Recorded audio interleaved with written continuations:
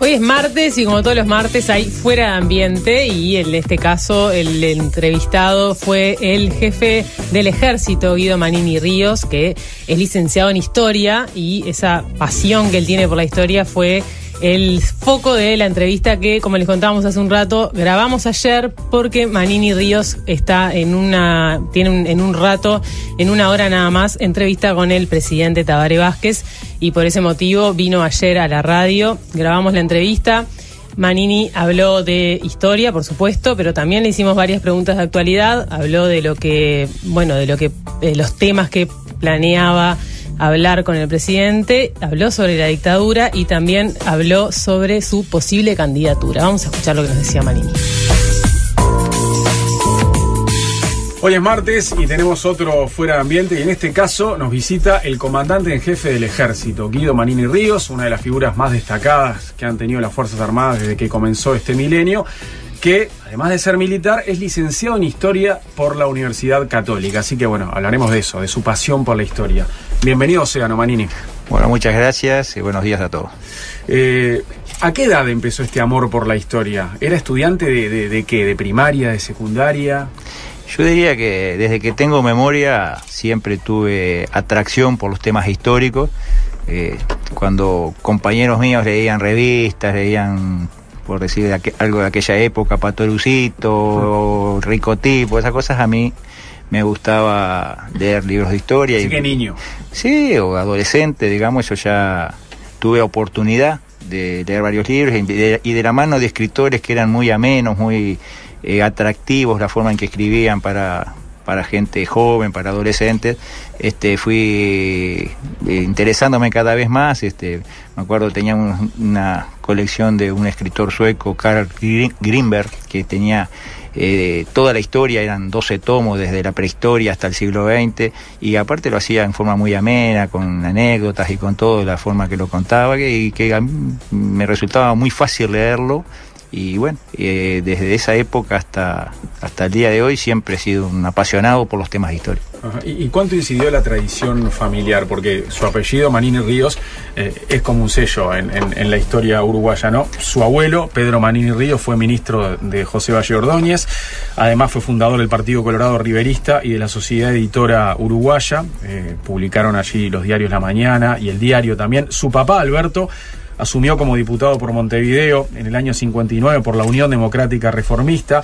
Carlos, su tío, fue director de La Mañana, embajador en Brasil y luego ministro del Interior en el primer gobierno de Sanguinetti, ahí en el año 85, entre el 85 y el 90, cuando fue la primera presidencia de Sanguinetti. Todo eso, ¿no? Toda esa tradición, ¿cuánto influyó en usted? Sí, indudablemente que tiene que haber influido mucho. El entorno familiar, las conversaciones en familia siempre eran volcadas a hechos políticos e históricos. Aparte, algo que no dijo mi tío, fue un escritor, historiador y periodista que escribió varios libros sobre las distintas etapas de la historia, principalmente de principios del siglo XX, que están muy, muy bien documentados, muy también fáciles de leer. Y bueno, y todo eso fue formando, en cierta forma, una atracción a los temas históricos. ¿Había mucha charla de historia con papá, con abuelo, contigo? Por supuesto. Mi padre, él falleció cuando yo era joven, todavía no había cumplido 13 años, pero cuando la memoria, los recuerdos que tengo de él es yo le iba a pedir, por ejemplo, plata para comprar unas figuritas y me hacía una pregunta de historia o de geografía. Si no se la contestaba, no me daba, ¿no? Entonces, como que me obligaba, digamos. Sobre todo me acuerdo de geografía. Me decía, ¿entre qué países está Rumania? Que no, cuando yo tenía 8 años, 9 años, no era una pregunta. Bueno, cierto que ya desde chico me acostumbraba a mirar los mapas y ver, porque era una especie de requisito para darme algo. ¿Y era historia internacional o también nacional? Bueno, en aquella época era más la internacional, digamos, la historia, yo qué sé, española, la historia francesa, digamos.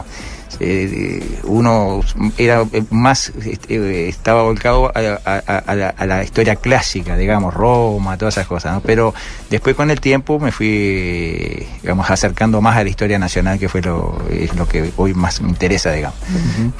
Uh-huh. Pero aparte sí, yo quisiera agregar, no solo por el lado de mi familia paterna, mi familia materna, mi bisabuelo fue uno de los hombres de mayor confianza de Aparicio Saravia, fue coronel de Aparicio Saravia, fue jefe político de Rivera, es decir, que tengo también esa beta, digamos, del otro lado del partido, digamos,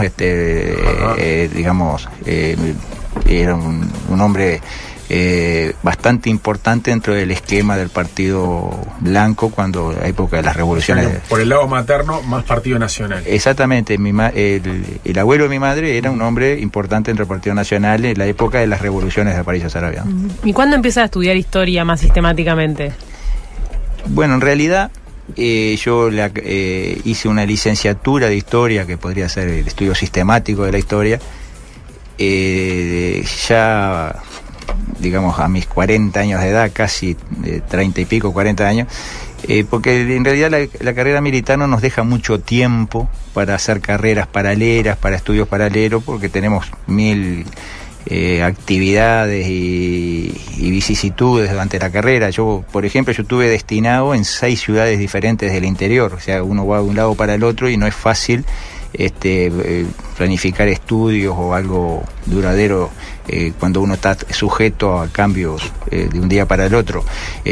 Mismo en las funciones que uno realiza cuando es subalterno, tiene que entre las guardias, las distintas actividades y todo, no le permite planificar un estudio. Pero uno llega a una etapa más madura, cuando ya soy jefe, era mayor en esa época, y estaba destinado en un instituto que podía más o menos planificar un poco más mis actividades, y fue ahí que, sabiendo que había una licenciatura en la Universidad Católica, me inscribí y bueno, y logré estudiar. Las actividades eran de 18 a 22. Era una cuenta pendiente. Claro, una cuenta pendiente, pero vamos a entender, la historia, en realidad saber historia es leer y leer, ¿no? Lo que nos da una carrera, unos cursos de este tipo es, primero que nada, contacto con gente de primer nivel, que a uno le puede abrir los ojos o le puede aclarar muchas cosas de la historia que a veces no surgen de la lectura de libros necesariamente. Y lo otro, le da un método, le da una forma de priorizar lo importante en cada época de la historia. Entonces eso es lo que más que nada aporta el haber hecho una licenciatura, pero en realidad historia es leer, y el que más lee más sabe normalmente de historia, ¿no? Esto es así, tenga o no tenga título. Ajá. ¿Y qué profesores lo marcaron a usted? Bueno, yo tuve la suerte de haber sido alumno de, por ejemplo, Alberto Metol Ferré, que creo que fue el que más me marcó, un hombre con una visión geopolítica muy especial y muy clara, digamos, con conceptos que hacían que realmente uno supiera priorizar lo importante de lo no importante. Tuve otros profesores, Enrique Mena Segarra, Ana Ribeiro, los distintos enfoques hechos desde distintas materias. Por ejemplo, Metol Ferré daba americana, no era tanto basado en Artigas, pero también uno al final terminaba valorando a Artigas en función de esa impronta americanista que le daba Metol Ferré. También tuve profesor a Guillermo Vázquez Franco, que en definitiva podríamos catalogarlo como crítico de Artigas. Totalmente. Bueno, yo recuerdo los debates entre Ana Ribeiro y Vázquez Franco. Ahí está, ¿no? Vázquez Franco... hasta lo llevaban a la televisión a los dos para debatir sobre exactamente, Vázquez Franco es de los pocos historiadores que critica a Artigas y podríamos decir en cierta forma anti-Artigas, ¿no? Pero también de esas críticas uno extrae cosas valiosas, porque el ver de por qué es que se lo ataca a Artigas a uno lo lleva a profundizar el por qué Artigas actuaba de tal seguro. No, pero Guido, cuando hizo la licenciatura en Historia en la Católica, ¿fue en paralelo con qué cargo a nivel militar? O sea, ¿se había recibido ya? Sí, no, yo era ya mayor del ejército, estaba, en esa época era subdirector y cuando terminé ya era director de la Escuela de Suboficiales del Ejército. Es un instituto que funciona en Camino Maldonado, allá por el kilómetro 14 de Camino Maldonado. Incluso yo fui el director del Liceo Estradá, del primer Liceo Estradá del Ejército, ¿no? Que hasta el día de hoy funciona, que es la verdad que es un fue una experiencia muy interesante. Era esa época, entonces yo, como era mayor ya, digamos, era una jerarquía relativamente alta, yo podía, si algún día me tocaba hacer una guardia, un servicio especial, el día justo que tenía clase con Metol Ferrer, yo podía de alguna forma cambiar ese servicio, bueno, a un compañero que me hiciera la guardia mía el miércoles y yo la hacía el sábado, por ejemplo. Había otra flexibilidad. Había otra flexibilidad. Y entonces ahí se me hizo posible estudiar. Antes era realmente imposible. Cuando uno es oficial subalterno es de capitán para abajo. Cuando uno es oficial subalterno, estudiar una carrera se hace prácticamente imposible porque hay muchas actividades que cumplir y no se puede, ¿no? ¿Y por qué lo hizo? ¿Por qué quiso hacer esa licenciatura siendo ya un hombre grande, con un cargo a nivel militar? Y en parte porque quería recibir clases de gente que entendía yo y lo sigo entendiendo, que estaban mucho más preparados y mucho más interiorizados de todas las realidades históricas y me podían dar sus análisis y digamos, el producto de toda una vida, como estos historiadores que yo he nombrado, que de otra forma nunca los hubiera escuchado. Escuchar a Metol Ferrer realmente para mí fue una de las cosas más enriquecedoras que he tenido cuando en materia de estudiar. Podría haber leído sus libros, podría haber leído 1000 libros, pero siempre un análisis, porque uno puede preguntar y por qué esto y por qué lo otro, siempre es otra cosa, ¿no? Y en concreto sobre la figura de Artigas, ¿qué controversias de las que contaba recién que se planteaban en clase le permitieron como construir más a fondo su admiración?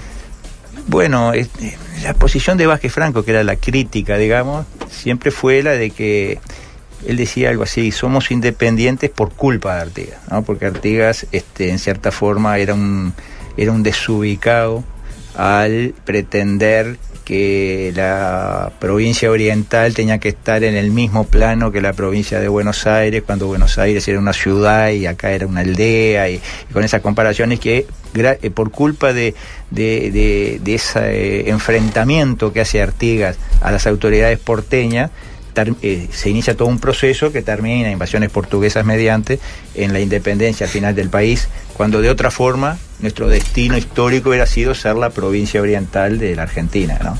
Esa es la crítica que se hace. Entonces uno empieza a estudiar, bueno, pero ¿por qué Artigas se levanta contra Buenos Aires? Entonces uno empieza a analizar y profundizar en el proyecto artiguista, que en realidad el proyecto artiguista tiene unos componentes que hacía que fuera inaceptable para las autoridades de Buenos Aires, como por ejemplo la defensa de la soberanía particular de los pueblos en el sentido que el artiguismo les daba, en el sentido del viejo mundo hispánico, el concepto hispánico de los pueblos de carne y hueso, el pueblo de Montevideo, el pueblo de Colonia, el pueblo de Córdoba, el pueblo que fuera, y no el concepto abstracto de pueblo anónimo que nosotros lo heredamos o lo importamos de la Revolución Francesa. Para Artigas los pueblos era otra cosa.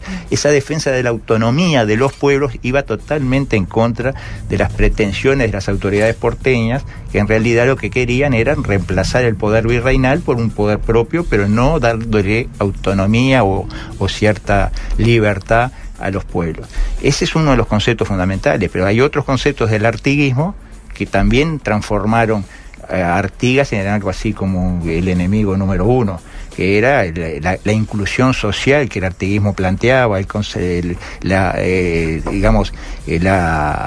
respeto y la consideración sobre todo por los indios, que eran en aquel momento bastante dejados de lado.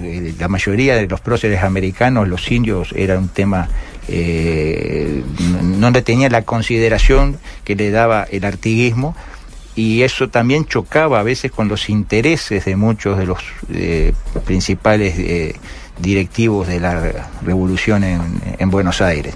Y bueno, podríamos agregar como uno de los pilares del artiguismo la opción que hace Artigas siempre preferencial por los más pobres, ¿no? Por buscarle darle digamos contemplación a los problemas de los más pobres. Entonces esos pilares del artiguismo, esas características del artiguismo lo transforman desde el primer momento de Artigas en una especie de enemigo, y no es que por culpa de él somos independientes, en realidad es por culpa de esa dirigencia porteña que no estaba dispuesta a conceder nada de lo que Artigas planteaba.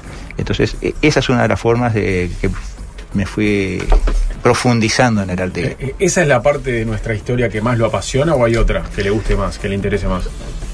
Bueno, la historia toda es apasionante. Lo que pasa es que por la vigencia que tiene y por la importancia en el establecimiento después de nuestra identidad nacional, esa es una de las partes que uno más profundiza. Pero la historia tiene varios capítulos que son apasionantes y que son interesantes. Podríamos decir, ya en la etapa posterior a Artigas, hay capítulos de nuestra historia que son dignos de ser estudiados y profundizados, que lamentablemente la mayoría de nuestra población los ignora olímpicamente o no le interesa. ¿Cuáles, por ejemplo? Hay un capítulo que yo como militar creo que no podemos dejar de conocer, que es el de la Guerra del Paraguay. Es decir, la Guerra del Paraguay, todos partimos hoy, y creo que en eso hay casi unanimidad en el país, que no debimos haber ido, no debimos haber participado en esa guerra contra Paraguay, que fue una guerra en definitiva genocida contra un pueblo hermano, etcétera, etcétera. En eso creo que casi que no hay dos opiniones.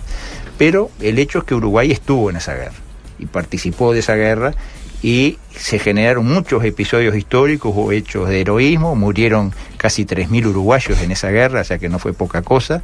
Entonces, yo digo que como militar es importante, porque en ese contacto, en esos fogones de esa triple alianza con brasileros, con argentinos, es donde se puede decir que realmente nació el ejército, un ejército fuera de los partidos políticos. Hasta ese momento el ejército era el ejército de Rivera, el ejército de Oribe, el ejército de Cerrito, de la defensa, eran ejércitos, digamos, partidizados o que seguían a un determinado caudillo. A partir de la Guerra del Paraguay, como que se toma una conciencia más corporativa militar, incluso por el hecho de haber departido con otros ejércitos más profesionalizados. Y lo cierto que no es casualidad que después de la Guerra del Paraguay, al poco tiempo, hay una irrupción del ejército como actor político, pero independizado de los partidos. Era el ejército per se, como ejército. Entonces yo puedo decir que de hecho el ejército nacional uruguayo nace en esa guerra internacional que participa, que fue la más importante que tuvo en toda su época. Más allá de que puedo coincidir totalmente que no debimos haber participado de esa guerra, pero ese es otro tema. Manini, ¿cómo explicaría en términos históricos la dictadura cívico-militar de 1973? Bueno, son todos procesos que se van sucediendo en el tiempo, que llevan a situaciones en las cuales pasan cosas que después que pasan uno no las puede explicar o no las puede aceptar o no las puede justificar, pero en realidad todos los procesos hay que analizarlos en su tiempo. No se puede caer en el anacronismo de juzgar hoy lo que pasó en el 73. Uno hoy puede decir ojalá no hubiera ocurrido nunca el golpe de Estado del 73, pero el hecho que en su momento hubo una serie de circunstancias que dio que ocurriera, y ocurrió. Esa es la realidad. Hoy creo que no nos cabe a nosotros estar juzgando con los ojos de hoy eso de ahí. Por supuesto que yo puedo decir, y creo que sería hasta políticamente correcto, ojalá nunca hubiera habido un golpe de Estado y hubiera seguido todo como estaba, pero en la época había una situación determinada que condujo a esos hechos lamentables desde muchos puntos de vista, que lo que pasó en el 73, lo previo, lo que llevó a esa situación, digamos, ya de crisis, por decirlo de alguna forma, y bueno, y todo lo que ocurrió después. Pero no creo que me corresponda a mí hoy juzgar con los ojos del 2019 lo que pasó hace casi medio siglo. Y las heridas que generó todo eso se siguen sintiendo en las Fuerzas Armadas, seguro, pero ¿cómo ha evolucionado ese sentir? Bueno, nosotros, yo cuando era chico, década del 60, del 70, me acuerdo que me hablaban de la dictadura de Terra, y para mí era como que me hablaran de Artigas, era una cosa lejísima en el tiempo, y sin embargo hacía mucho menos tiempo que había terminado la dictadura de Terra de lo que hoy hace que terminó la dictadura del 73 al 85.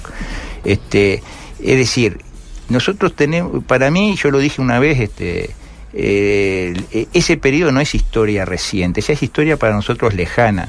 Nosotros tenemos todo el interés, y así hemos actuado siempre, de dejar atrás ese capítulo de la historia.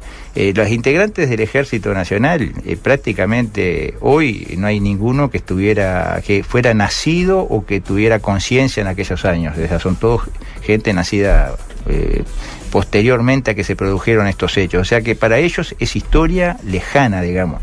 Lamentablemente se sigue a veces buscando mantener abierta la confrontación, la brecha, la división, en base a hechos que pasaron, que fueron lamentables y que nadie justifica algunos de los hechos que han ocurrido en ese periodo, pero que tampoco es justificable que hoy sigamos todos los días reavivando las heridas y para evitar que haya una vuelta de página y mirar hacia adelante. Yo voy a poner un ejemplo, ya que estamos en la historia. El 25 de diciembre del año 1870, hace ya un siglo y medio, se produjo la batalla del Sauce. Al terminar la batalla, el jefe del ejército del gobierno, que era el ministro de guerra, el general Gregorio Suárez, manda degollar a 400 prisioneros. Había 400 prisioneros, de los cuales muchos eran heridos, y los manda a degollar a todos, ¿no? Yo digo, ¿hay hecho más terrible de nuestra historia que ese? No sé, nadie lo cataloga como terrorismo de Estado, pero no cabe duda que era el ministro de guerra con la fuerza del gobierno matando prisioneros, y los degolló a 400, a tal punto que varios de los colorados que estaban en esa batalla, como Carlos María Ramírez, se retira de la batalla y renuncia al Partido Colorado, asqueado de lo que vio. Pero el hecho ocurrió. Un año y poquito después se firma la Paz de Abril, 1872, abril de 1872, en la cual hay una especie de, incluso de reparto de jefaturas y digamos, de convivencia en el poder de los dos partidos, y se dio vuelta la página, un año y pico después de esa degollatina terrible que no hubo otra en nuestra historia. José Gregorio Suárez murió tranquilamente en su cama, y nadie lo llevó ante ningún tribunal ni nada. Un siglo y medio después, eso parece imposible. Entonces uno dice, ¿cuál es la realidad? Lo que pasa es que hoy da la impresión que hay intereses, incluso no nacionales, intereses de afuera incluso, para mantener viva esa fractura y que no haya esa posibilidad de dar vuelta una página como sí había en el pasado. ¿Y de dónde vienen esos intereses? ¿Intereses de dónde? Bueno, nosotros sabemos bien de que ha habido ONG o organizaciones internacionales financiando el pago de abogados para seguir llevando ante los tribunales a lo que se llaman terroristas de Estado de hace 40 y pico de años. Lo han reconocido las propias organizaciones que están en eso. Es decir, que hay interés desde otros lugares para que acá se mantenga viva la llama de esa fractura. Yo no voy a situaciones particulares, vuelvo a repetir que acá hay cosas que pasaron que son inaceptables para nosotros hoy, pero en la realidad que parecería que es imposible dar vuelta a la página, y yo le he citado uno de los hechos más horrorosos de nuestra historia, en cambio sí fue posible dar vuelta a la página en otra época, cuando no había tal vez esa presión para mantener viva la división entre los uruguayos. Y así como le digo la Paz de Abril del 72, le puedo decir el Pacto de la Cruz del 97, la Paz de Aceguá de 1904, hubo mucho más muertos, mucho más escenas dantescas y de abusos y de parte de, si acá el tema es que sea del Estado, bueno, de parte del gobierno, del ejército del gobierno, y sin embargo se pudo dar vuelta en su momento la página y los uruguayos miran todos para adelante.